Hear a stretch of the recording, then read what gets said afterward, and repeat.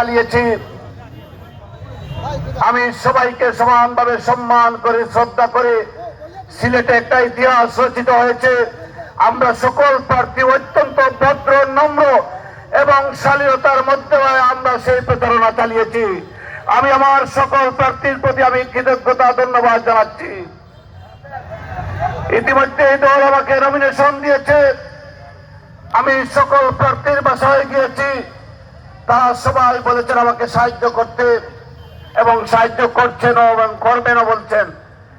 এখানে উপস্থিত আছেন এই আপনাদের এলাকার কৃতি সন্তান, আমার অত্যন্ত শ্রদ্ধাভাজন বড় ভাই, যিনি যুক্তরাজ্যে বিএনপির দুর্দিনের হাল ধরেছিলেন, আমাদের নেতা তারেক রহমানকে যিনি বিক্রে আগ্রহ রেখেছিলেন, আপনাদের প্রিয় সন্তান কমরউদ্দিন সাহেবের কন্যা আমার প্রিয় বোন জনাব সাবিনা খান পপি আজকে এখানে আপনাদের সেই ভালোবাসার টানে উপস্থিত হয়ে আমাদেরকে সমর্থন জানিয়েছেন। আপনাদেরকে ওনাকে আমরা আপনাদের পক্ষ থেকে ধন্যবাদ এবং কৃতজ্ঞতা জানাচ্ছি।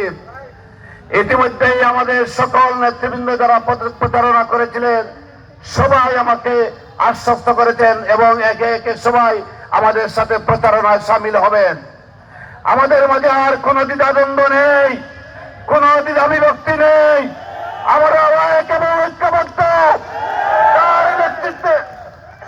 কার নেতৃত্বে আমরা ঐক্যবদ্ধ বলেন তো? তারেক রহমানের নেতৃত্বে আমরা ঐক্যবদ্ধ, দলের শিশুর নেতৃত্বে ঐক্যবদ্ধ। এই প্রতীক কার প্রতীক? তারেক রহমানের প্রতীক। এই প্রতীক শহীদ জিয়ার প্রতীক। এই প্রতীক বেগম খালেদা জিয়ার প্রতীক। এই প্রতীক এমিলিয়াস আলীর প্রতীক।